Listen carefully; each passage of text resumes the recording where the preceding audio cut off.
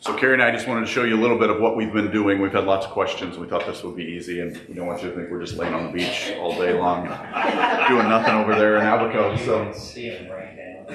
Okay, yes. Yeah. Just a little bit about what we've been doing. There's a lot of work there, and I've since decided that I'm going to quit teaching here at the first of the year because it's just too much for me to teach and do all the construction and everything that needs to go on there. So just a little bit about Abaco. This is the island of Abaco where we've been living, and that blue dot is kind of big on there, and this isn't the greatest map, but that's where our camp and where we are living right now. The island of Abaco, it's called a family island. There's no real chain restaurants or anything. There's only like 20 or 30,000 people that live on the entire island. So it's small. I keep telling people it's the Tracy of the Bahamas. So, anyway, but it's kind of refreshing that way also. It is, the Bahamas is a Christian nation. They, like the standardized tests that the kids take in school, there's still a Bible section that they have to memorize. So the public school kids all learn that. There is, preaching Jesus in the public school system is not a problem at all. They invite it. And that's where Carrie's going to be working some too. If you would go to the next one. So there are a lot of churches. This is the little church that we've gone to so far. We're going to try out a couple of other churches. This is a Presbyterian church that we went to, and this is actually when Joel and Julie were there with their team, so we took a picture together at the church, after church. So next slide, if you would. With this church, part of what we're doing and helping out with, we've partnered with this church, and they have a youth group called G2. And so when the hurricane hit in 2019, all the kids, of course, didn't have school. The school was gone. Then COVID hit in 2020 and 2021. They didn't have school either. So a lot of these kids were out of school for 3 years. So if you can imagine them stopping school in 4th grade, 3 years later, they try to put them back in school with 7th grade curriculum. A lot of kids are behind. They got frustrated. A lot of them just drop out then and start getting into trouble with gangs and so on. So this is actually the leadership team. We went, and so every week they have some of the older kids as a leadership team for this youth group. And so we went and fed them and played volleyball and stuff with them. But this is that. You can go to the next one, Jim. This is actually the one of the youth group meetings in that church. So Wednesday nights, every Wednesday night they get together, and there's usually between 40 and 60 kids that come to this. And that leadership team, I don't remember, there's maybe 20 on the leadership team of the older kids. And so they go through a little bit of scripture while we feed them, which brings a lot of them in because it's probably the only meal they got that day.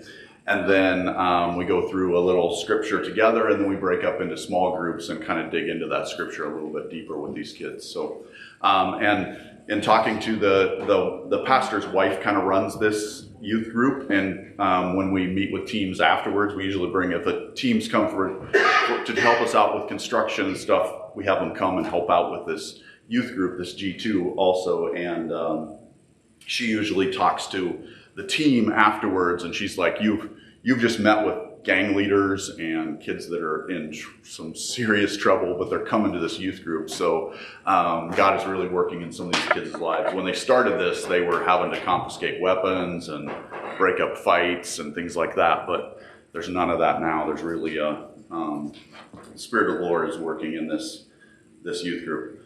From the construction end, this is a typical home. This is Javago on the right, and his son, I can't remember his son's name. Jr. Oh, it is? Okay. I think he goes by Vago for short. He actually was in a really bad car accident. He's been working on this house for 10 years probably, where he started it, and he just keeps plugging away and keeps plugging away when he gets a little extra income. But he was actually in a really bad car accident. He was paralyzed from the waist down.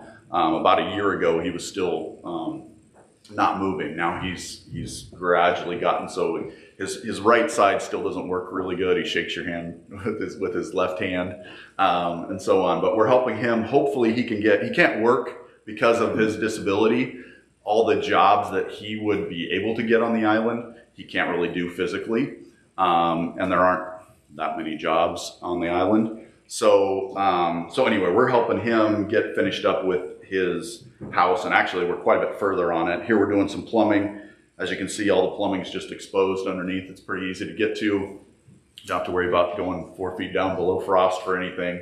And we helped clean up his side yard. He kind of is into gardening, but his side yard was kind of a disaster. So we helped knock down all the weeds and weed eat and everything with one of the teams that we went there. This is a typical house. I think this was actually in a Haitian village. So there's a big problem with the Haitians fleeing Haiti, and they end up on Abaco. And so it's a similar situation to people coming across the border from Mexico here. They take jobs, they just start slapping together some house, and then the Bahamian government will get upset, and then they'll come into these. So they build these villages they're squatting on not even their own land, and they'll put together these houses. So they'll have a village, they've got names for them, like the farm or the gully, these Haitian villages. But then the people will start getting upset, and then the government will say, okay, you got 4 days to get out, and then they'll come in and just bulldoze the whole thing. And so then these people just pick up what they can, move down the road a ways and start over. And then the government will come in. So it's a real problem, and they don't even let the Haitian kids, unless they have the proper paperwork, go to school. So these families come in and the kids can't even go to school or anything. So it's just a real problem on the island right now. This is, and I'll let Carrie kind of talk what she's doing in the schools. This is the primary elementary, public elementary. So this is where I'll be spending time with Salika, a Bahamian who is hired by Many Hands. And she works with any students who don't meet benchmark at their grade level. So if they're, and many of them are Haitian, so English is a second language, and so they just have a hard time keeping up, or they're just getting to school as a second grader, so then they have a hard time keeping up with their class. So I'm walking alongside her and helping her with best practice and just helping her with lesson plans so that she can provide a really good lesson and good materials to the kids in the school. And while I was there, I was able to experience, scripture being read, memorized, groups of people coming in and talking about Jesus with them. So I can just kind of take what I had been doing at Fellow Christian and just keep doing it in this public system. So that's been a real joy. The kids wear uniforms. They're super loving. And of course, they all know me, and I'm still learning a lot of their names because I'm the new person. So this is a little picture of the library. So this is how big the library shelves are. They're just 2 shelves. They're not even all full, and they're just on 2 sides of a small classroom. But that's their library, and we're building that up because during the hurricane, they lost all books, all their curriculum. So I found out that what they call grade 1, which is their kindergarten, they have no curriculum. They're using YouTube and just worksheets off the internet. So Many Hands is really going to help try to come up with some curriculum for the teachers to use, because it's no wonder they're behind, because they're not really given much. Yeah, here's a little bit more from that farm. I think I've sent some pictures before. We have a partnership also with Driftwood Farms. It's just another kind of leg of what we're trying to do. So everything is brought to the island. So everything is way expensive. And I think I have, if you go, Better order first. Yeah, so this is part of what they did one day. We have teams come in and we do a couple days of construction. They'll maybe go to the school one day. We go to Driftwood Farms one day and help them out. They're trying to teach the people how to grow some of their own produce. And they do it all hydroponically because there's not much good ground there. It's all rocky limestone. So if you look here, here's a grocery store. If you look at the, on the right here, 62 ounce, which is a big thing of M&Ms, peanut M&Ms is $33. So Julie just said she was at Costco last week, and she's like, I had to buy it because it was on sale for $9. And so she's like, I just felt like I had to get that because I've seen it at $32. So Doug and I are not going to eat M&Ms when we're in Africa. this is typical of how expensive things are. Groceries are just, because everything's brought in. They don't grow anything on the island. There is one chicken farm, so we eat a lot of chicken. We have chicken barbecued, we have chicken. If you go back one, Jim, sorry. On the left side here is kind of a distribution center that we're building up. It's in a storage complex that we rent. So we have just pallets of things that are donated through some organizations, but nothing's organized. It just comes in a pallet with one of the, what do they call the? Gaylords. It's one of those big cardboard baskets, boxes or whatever on a pallet. And so we got donated 3 or 4 of those that had 1,500 t-shirts in each one.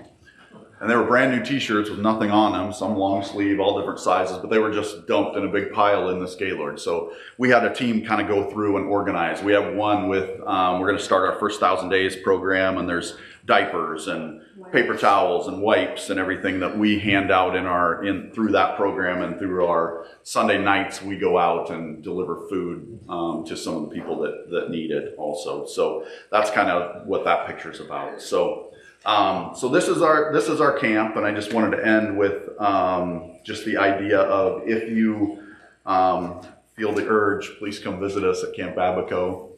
If you go to the next one, Jim, it's not all work. You get to see things like this. This is a couple actually from Cedar Rapids that came with the team, sitting there and right on the beach, and it's a beautiful place. But that's part of the struggle. You go from, this poverty you're helping out with, but this is we went up and visited Treasure Key, and it's ranked one of the top 10 beaches in the world, and it's right next to this poverty and trauma and these people that have been through so much. So they're kind of described a little bit as the forgotten people on this island too, because this hurricane came through and just destroyed it, but then COVID kind of took everyone's attention. Everybody kind of forgot about the people on the island of Abaco. So that's just a little bit of what we're doing. I don't know if there's any questions that you have with any of that, or we so appreciate and have felt your support and prayers as we've been there so far. We're back now until December 30, and then we will be there for 6 months. So once we go back on the 30th.